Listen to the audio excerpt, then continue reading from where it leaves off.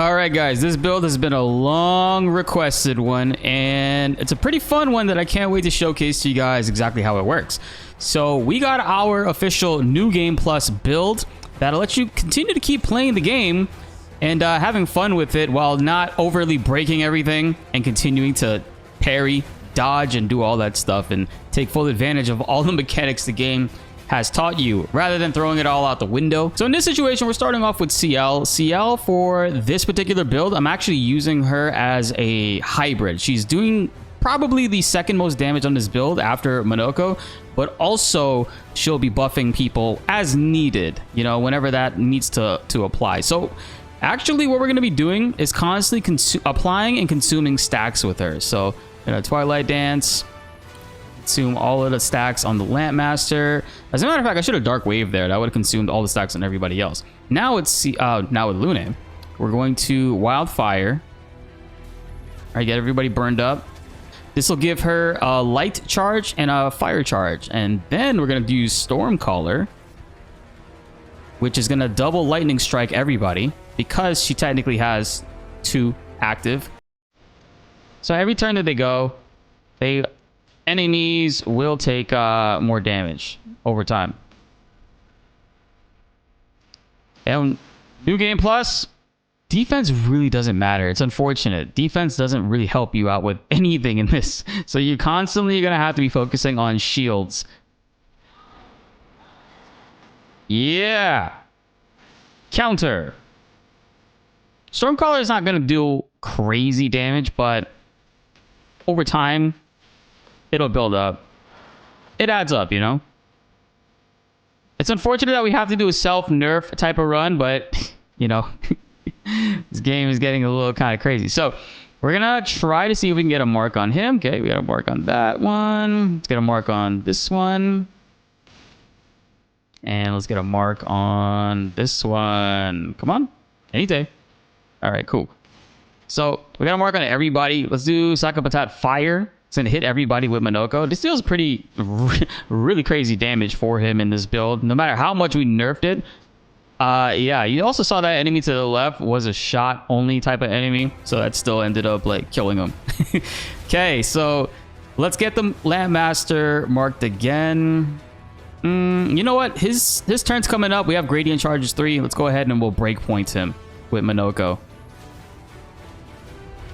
which will deal really good damage. Ah, dang, only 2 million? Okay, nice. So we got some good charges there. So now, let's see, what is Sciel at? Sciel's, okay, we actually do full stacks now. Let's put full stacks on him. And while we have all this, we're going to Twilight Dance again, since he's the only enemy here. Yes, 24 tel, so this will deal even more damage. Yeah. The damage is getting really fun with her. And now with Lune, we can Elemental Trick.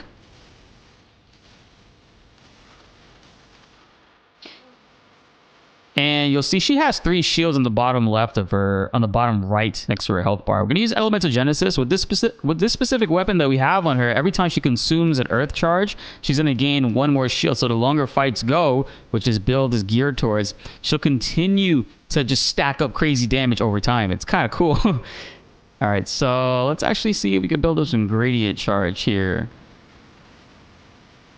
Let's get Sciel to... There we go.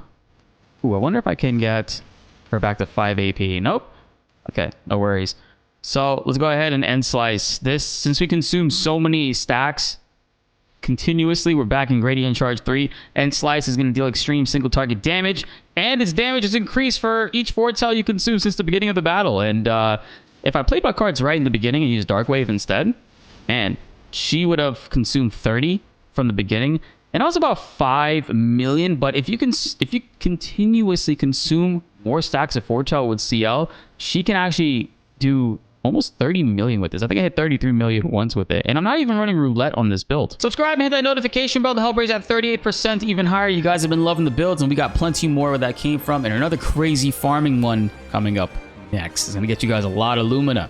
And also, if you haven't yet, check out Instant Gaming. We're going to be linking it down below. You can get Expedition 33 for a friend right now for $32 on Steam using this link that we'll have pinned down below. The Deluxe Edition is $40, which is where I got those amazing skins for all the other characters that you guys have been asking about in the comments. But man, $32 for this amazing game, this quite frankly life-changing game, is pretty insane. Most of you guys watching this obviously already have it, but this is more so geared towards if you want to get this for a friend, feel free to do that. And also check out whatever else they got on this website, man. You get Elden Ring Night Rain, which I wouldn't recommend spending full price on this. $36, it's not bad for this game, and there's plenty other things on here that you guys should definitely check out. And let me know down below in the comments what you ended up getting. Final Fantasy VII Rebirth right now is $43. That's insane. So why does this build work? How does it work? It's not going to be something that's very difficult for you guys to run. You'll see I catered it towards a 350 Lumina price point. So everybody has at least 350 Lumina that they're using, which you should have on your first playthrough if you're going into New Game Plus after. If not, we have plenty of farming videos on the channel for you guys to get more Lumina. So Sciel's running the Chation. This is my favorite weapon of hers. It's probably her best overall. It's always going to make it so that any move she has that applies foretell always applies 10, which makes Card Weaver an insane ability, because then it'll just put 10 on everybody continuously. These are the 3 Pictos we have running on her. We're catering towards more so speed. I do have Energy Master slotted onto her because it costs a lot. It costs 20 Lumina. I'm trying to save that. Otherwise, if you had enough Lumina past the 350 Lumina threshold, you can absolutely just equip Energy Master directly through Lumina and then apply something on her that would just either increase her speed and crit rate, which there's plenty of that. If you sort by crit rate here, I technically could, let's see, I could swap out, yeah, this one, Charging Attack. I could put Charging Attack in for Energy Master and then apply Energy Master with Lumina. But that would get her over 100% crit rate and increase her speed even more. The moves we're using on her are, this is probably one of the best like loadouts you can have on Sciel. Fortune's Fury, Card Weaver. Card Weaver is the one that we're just always going to start off fights with. It's going to put maximum amounts of foretell on enemies, and if she's in Twilight form when she uses this, she'll put 20 stacks of foretell on everybody. So she's continuing to build up crazy damage, and you guys saw gradient charges are just coming up easy. Intervention and Fortune's Fury obviously are 2 really amazing moves you're going to have on her, because not always will she be the damage focus with this build. You can cater towards Luna. You could also cater towards Monoco. It works either way. We got Twilight Dance. It deals extreme single target dark damage. 4 hits on a single target enemy, consumes all foretell on them. I like this move a lot, especially to end out fights. If you know, you're going against multiple enemies, don't do what I did. Use Dark Wave in the beginning to consume all those, because we're trying to get her gradient charges maxed out so she can use End Slice to just towards the end of battle, just one-shot enemies, and it's kind of fun to build up towards that. She's one of my favorite characters, if not my favorite character in the game. I just love her kit, and building her up in battle feels really good. Plentiful Harvest is kind of situational. I just have this on to consume foretell and give teammates more AP. It's not really needed. You could honestly swap this out. You can swap it out for Hour Sacrifice if you're running a high health build on teammates, or you can use Final Path, which will apply 10 foretell and can also break enemies. And of course, Spectral Sweep is also good. It'll apply 1 foretell per hit. Crit hits apply an additional foretell, so you can actually max out foretell with this too.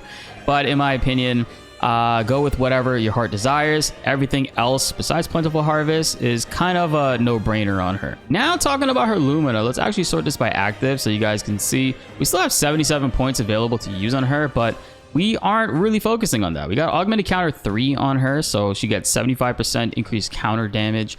Augmented First Strike for 50% increased damage on the first hit of battle, which sometimes will straight up go towards a counter, or it'll go towards a actual marking shot. It depends on how you're doing the fight, right? Burn Affinity to increase damage on burning targets, so enemies will pretty much be burned from the beginning if Lune goes first, or anybody else can get some shots off, so increasing damage of everybody in that way. Let's go Charging Alteration, because she's always going to be applying buffs to people, so it'll increase the gradient charges more for her. Charging Burn, 20% increase on a gradient on applying burn. Great to have on everybody, basically. Charging Critical, anytime you crit, it'll also raise the gradient charge. Charging Stun, same thing, but here's the difference. Charging Stun is kind of broken. It's 5% on increasing your gradient charge whenever you're hitting a stunned enemy, and it's not once per turn, it's continuous, which is building up our gradients like crazy. You see these ones are once per turn there. This is not once per turn, it's every time she lands a hit. So if the enemy's stunned, if they're broken and they're stunned, she's going to continuously build up that gradient. And you kind of want that on everybody if you can. Critical burn to increase her crit chance on burned enemies. She does have 79% crit rate in this build, but this helps her get over that threshold. We got critical moment in case she does drop low health. She does have survivor on, so she'll be able to stay alive with 1 HP. This is more like shield focused, more so than defense and health, because most enemies are hitting over 13, 14k. Regardless of if you have high defense or a lot of HP, it's not a whole lot to withstand. So you're kind of going to want to focus on shields, which is what we're doing in this build. Now we got Dead Energy 1 and 2 to build more AP up on killing enemies. This is great for marking shots. If you want to expel shots to kill certain enemies, you totally can, and build back up AP that way. 6 AP off of that, man. It's amazing. Double mark is, man, you got to have this, dude. Making a mark enemy takes 50% more damage. So if you have them double marked, that's twice that you can take advantage of this. You definitely want to do that. That's how we're getting the blue X's on enemies. Energizing shots. This is a staple across all of them. Now, as you continue to play the game, you will use more free aim shots, but a 20% chance to get back 1 AP. This actually activates pretty often. Depends on your luck, of course, like you as a person, but I think this is really good to have on everybody. Energizing start 1 and 2, energizing turn, and energy master. Those are the 4 you only want to have. You don't really want to run anything else outside of this. Like, you don't need energizing start 3 or 4. It's kind of overkill, especially if you have energy master already on her. And you'll notice we don't have cheater on her or anybody else. We're actually using faster than strong. This is so it'll do the same effect with cheater. Always play twice in a row, but deal 50% less damage to kind of self-nerf the build a little bit. Cheater is great, faster and strong is great, but that damage that you get by default just by using painted power alone is kind of nuts and can one-shot a whole lot of stuff. So we're using faster and strong, so this way we can still enjoy defensive mechanics within the fights, right? And first offensive, so we can start off first hit dealt and taken deals 50% more damage. Since we are using shields in this, it doesn't matter if we have this on and she takes more damage because that shield will eat the HP hit that she normally would have taken. We got greater defenseless and greater powerful to increase her damage on the debuff and also that buff. Immaculate to also raise her damage a little bit more. Immediate rest to start off with more shields, lower health, but more shields. Shields is the main factor here. Marking shots so we can mark enemies. And we got painted power, of course. I see a lot of people talking about how they want to play the game without painted power. You totally can. It's just going to take a lot longer in fights. I still recommend you use it. Just don't go crazy with any of the low health damage builds and roulette if you want to kind of like still enjoy the game without like overly breaking things. Painted power is good in its own right because a lot of enemies are going to have over like 10 million health. So you definitely want to be hitting like 100,000 and 200,000, which you can by default with some characters and some attacks just by having painted power alone with no buffs. Painter is really good on Sciel because of the Chation. We're going to be using Card Weaver, and Card Weaver is a physical attack. Since Sciel's most of her damage is like dark based, she kind of falls off towards the end, which is why you would like kind of use her in support, but you can still use her to deal damage with Card Weaver and such if you had Painter on her because they would deal physical damage as void damage, and void damage has no weakness in this game. Void damage is not dark damage, guys. It's a totally different thing. We got Perilous Parry equipped on her already. High risk, high reward. Receive damage doubled, but more AP on parries. Powerful shield is really important to this build since we're going to be rocking shields on everybody and also shielding death on other teammates. So if they do die, you get more shields for your teammates. 10% increased damage per shield point on self is so good. Rewarding mark. Every time you hit a marked enemy, you're going to get 2 AP back. Really good to manipulate in turns with marking shots. SOS power I have on her. This will only activate when she gets hit with a killing move and then survivor keeps her alive. Other than that, you kind of would prefer to have auto powerful on her so she has it throughout the entire match. If that makes sense. But depending on your Lumina, if you have more than this is just to get you guys started. If you have more Lumina than this, feel free to slot in whatever you want, especially things from our other builds. So let's scroll down a little bit more so you guys can see. We got Second Chance on her. Very, very important on New Game Plus. Second Chance will help you out a lot. If you don't want to run it, you don't have to. It is pretty expensive, so I totally understand, but we are running it on everybody except Monoco. We don't have it on Monoco because Monoco has a pretty interesting build we'll talk about just now. Shielding Death. On death, allies gain 3 shield points. This is really good for everybody to have. So this way, if your teammates do wipe, you have at least another character that can kind of withstand and solo enemies. And in that case, you would also throw on Solo Fighter too. It only costs 1 Lumina.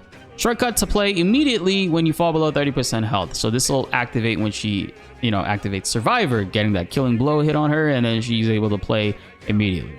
We got Sniper on everybody. This is kind of important because not every character will have an opportunity to always break with their abilities. However, with Sniper on, the first frame shot each turn will deal 200% more damage, but also can break enemies. This is really important, especially if a teammate dies. We have Breaking Death on them, right? I don't have Breaking Death on Sciel. She hasn't really died too much, but Breaking Death is really important. We have this kind of like on everybody, but she'll fully charge enemies' break bar on death. So if your teammate dies, this will make it so that your first sniper shot on the next turn can actually break an enemy. It's so good. You need to run that. Sniper is really, really good. Solidifying 2 shields when character fall below 50% HP. So more shields activating off a Survivor. Solo Fighter, just in case. Situational. Don't really need it, but it costs 1 Lumina, so you're not really losing out on too much. We got Stun Boost, 30% increased damage on stud targets. You're going to be breaking enemies a lot between Monoco, Lune, and everybody with Sniper Picto. Stun Boost is going to help us out. Tremendous values. Survivor, very important in New Game Plus. Sweet Kill, recover 50% health on killing an enemy. This isn't important. Actually, I'm going to take that off. I'm going to take Sweet Kill off. I put Breaking Death on her. Sorry about that, guys. We're going to add that to her. Sweet Kill is not important for this build. She's not going to be in a situation where her shields will be ever all the way off. And also, like, the health aspect of it it's I don't know, man. Defense is just weird in this game. Whether you have 0 defense or whether you have 12,000 defense, enemies are still going to deal more damage than the health pool that you can have to withstand it, which is kind of just like whatever. Got Teamwork to increase her damage when all allies are alive. Warming Up, because as fights go on longer, it stacks. You get 25% more damage after 5 turns. And Weakness Gain, 1 more AP on hitting an enemy's weakness. Dark damage and all that stuff. There's a lot of enemies that can be weak to that.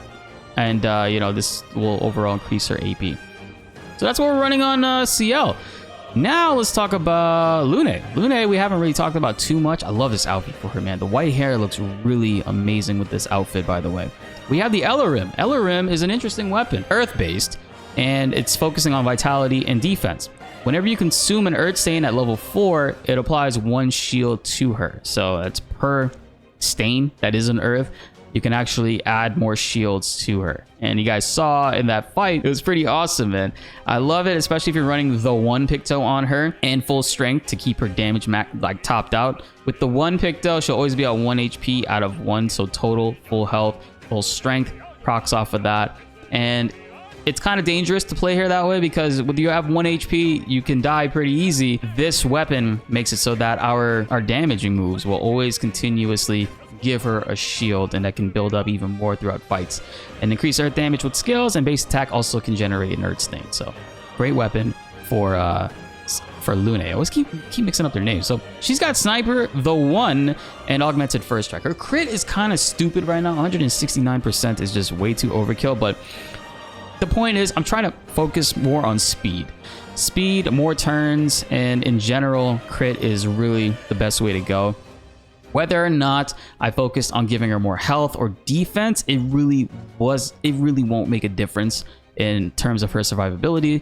So the 1 is giving her more damage, more crit, and taking advantage of other cool like combination Pictos. And so the moves we're really using on her, we're starting off fights with Wildfire to burn everybody. That gives us 2 fire stains technically, and then we use Stormcaller. So this way she can generate lightning strikes on enemies every single time you hit them. So it's kind of cool, man. You get double thunder strikes on turn end. It's a really good move. And then we'd like to go into Elemental Trick. So this way, if she has max crit, every time this lands, it fills up a stain. And then Elemental Genesis to pretty much use up all those things. And we also have Mayhem to break enemies. This also deals pretty solid damage too. Can break if all 4 stains are consumed. And remember, Elemental Trick is going to generate a guarantee Earth Stain. So every time you consume it with Mayhem or Elemental Genesis, she's going to get 1 more shield off of that.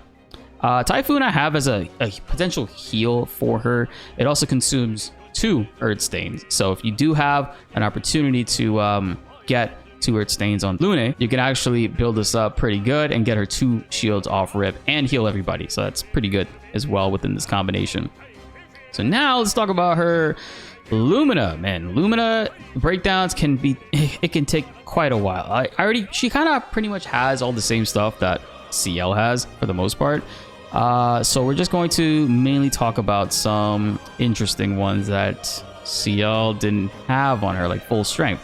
Full strength, because she's at 1 HP overall out of 1, she's always going to be at full health, technically. So she's going to get 25% increased damage on full health. I have Gradient Break on her in case she, breaks an enemy. It's going to charge up the break bar for her. She's going to be breaking enemies a lot between her shots and her mayhem. And same thing with Sciel too. But again, if you have enough Lumina points, feel free to add these stuff. I'm just showing you guys the bare minimum of what it would take to get it up and running. I think everything I have on her is kind of okay. So Sweet Kill, why do I have that on her? That's stupid. Don't need that. I don't know why that's on her. That might have been a mistake. So I technically could add one more thing. Oh, I don't know why I didn't have Dead Energy 1 and 2 on her. So let's Dead Energy 1 and 2 on Lune. That's weird that that wasn't on her before. And do I have Solo Fighter? No, I don't. Let's put Solo Fighter on her. So that will make up for the 5 we just took out. Okay, just to show you guys here, that's what the updated build is looking like. So we added Dead Energy 1 and 2. Don't know why that wasn't on there. And we got Solo Fighter on her. So this still is a 349 Lumina build. That's essentially how we're running it. Weakness gain, she's always guaranteed to hit at least an enemy weakness on every turn because she's dealing all elements. There's going to be an enemy that's going to be hit by this. She's going to gain AP off of that. It's going to be solid. It's going to be good. Pretty much all you need to really run on her. We do have Augmented Counter 1 and 3 on her. You could, if you had enough Lumina, add Augmented Counter 2 just to deal more damage in that way.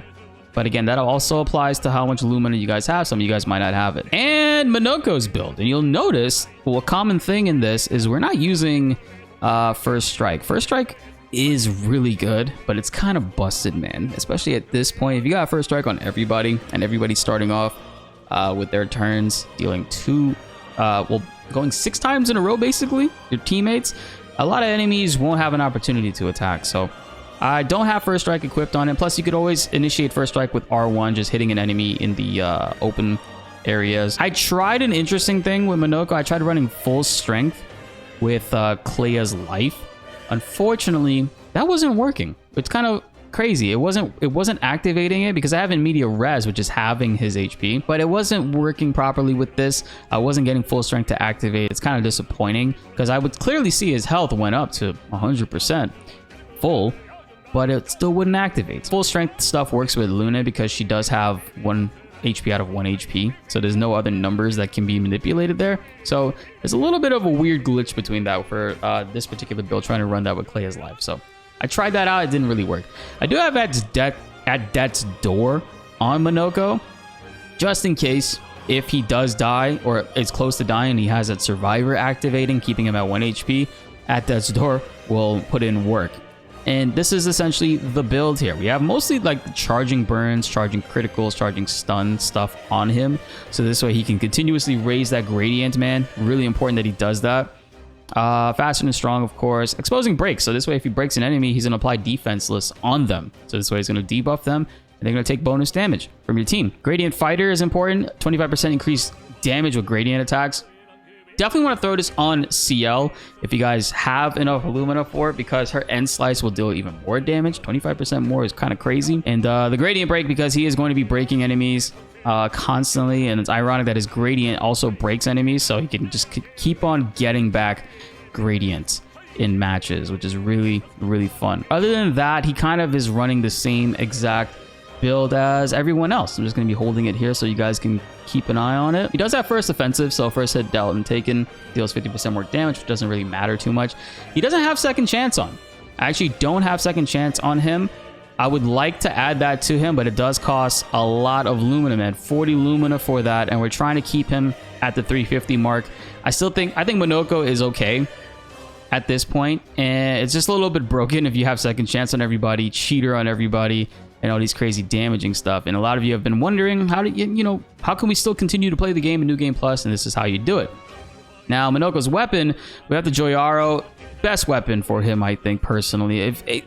The aspect of him revolving around his almighty mask and just guaranteeing that you could always start off with it and then revert your way back into it in other ways, like we showed in his Monoco guide. This is essentially using the same build from the Monoco guide. I'll be linking all the builds down below for you guys to check out. This is probably his best weapon, straight up. You're always going to start off in almighty mask, 20% more damage for each turn taken without taking damage. So if your shields get hit, you can still benefit from that. So that's cool. And you can stack up to 5 times. So that's great amount of damage added into that. And break damage is double while in almighty mask. He's going to be breaking even if enemies are at 0 break damage. So that's okay. The Pictos we have on him, mostly crit focus and speed focus. I do have at death's door on him, which I don't necessarily need. You could focus on more speed related ones here, guys, if you really wanted to. Like, let's go ahead and I'll show you how I do. I'll sort by speed. And we're going to look for something that gives him speed instead of this health and at least 27% crit rate, so you can stay in the 100%. And well, look at that, energizing attack.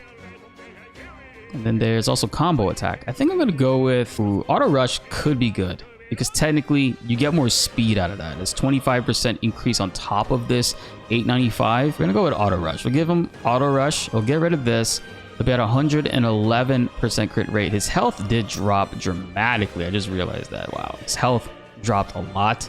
So he's going to be playing this with 1000 HP if you do that.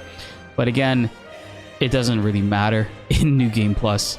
The damage is just stupid what enemies can do. And speed is going to work out very well for you guys. So he's using his full 350 Lumina that we put ourselves on. And these are his skills. Sakapatat Fire is such a good move. You definitely want to have this on Monoco. If you're an Almighty Mask, which you always start off in, it'll deal crazy damage, applies 3 burn per hit, and hits all enemies 3 times. Cultist Blood is just in case if you want to activate at death's door. If there's a situation where you need to use this, it'll sacrifice 90% health to increase his damage, and also activate at death's door. Chapular Slash, I just kind of have on him for whatever. I don't really use it too much because his shots are applying marks anyways. So it's not really important. Duelist Storm is really important. Very good move. Landmaster Light is kind of like you can have this on, hits everybody if it's only 1 hit. More damage in Almighty Mask, and it also increases the damage the more you cast it. I think you can swap this out for whatever it is you want.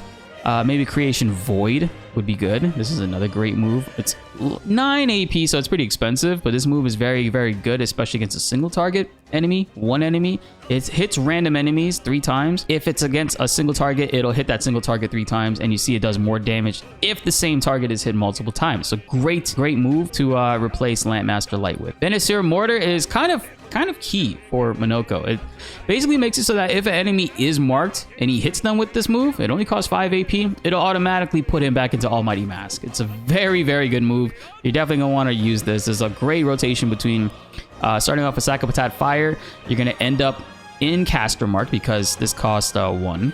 It'll put you into his Caster Mark. You shoot an enemy till they're marked, use this, you're back in Almighty Mask. And then on the next turn, you can Duelist Storm or use any of your other moves that deal great damage. Duelist Storm deals a lot of damage, even though it's mainly a break move.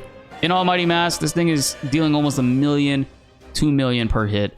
It's a really good move, guys. And of course, we didn't talk about Verso Mael. They're fucking busted. So you can have them as the second team, as the ones that come after, man. They fucking wreak havoc. And you guys already know we talked them down to death. What types of builds to run on them. I'll be linking those videos down below too. You guys should go ahead and check them out, man, or else this video is going to be over 40 minutes long, which I don't want to do. Verso and Mael, build them however you want. They're pretty broken. Their damage scaling is stupid. Sciel, Lune, and Monoco are the team that you essentially want to use if you want to keep dealing some crazy damage. And how do I run this team? I like to have Sciel go first. So we'll unequip everybody, and you'll see Sciel's the only one equipped. Then I'll have Lune, and Monoco will go last. I think this is a great composition to have. You could also put Lune first if you really want, so this way you can take full advantage of Stormcaller. That's essentially the New Game Plus team that if you want to keep playing Expedition 33 and having fun with it, and not just break everything and kill everything in one shot, this is the team to use, and that is the build to use. And that wraps it up for this build, guys. That is the New Game Plus build. This team is pretty awesome, and especially if you want to continue to keep on playing this awesome game and not just one-shot everything, that is how you build them. Obviously, you can take things way crazier. If you had enough Lumina, you can go ahead and just add on and slap on all the crazy big damage breaking ones, especially all the ones in the videos we have talking about, and roulette, which is a high risk high reward. 200% damage is stupid good. So comment down below what you guys think about this one. What have you guys been running in New Game Plus, and who's your favorite character? I want to hear what you all have to say. Be sure to like the video if you enjoyed, and subscribe if you are new. More Clair Obscur Expedition 33 videos are on the way, and you don't want to miss them. My name is BltzZ, and thanks for watching.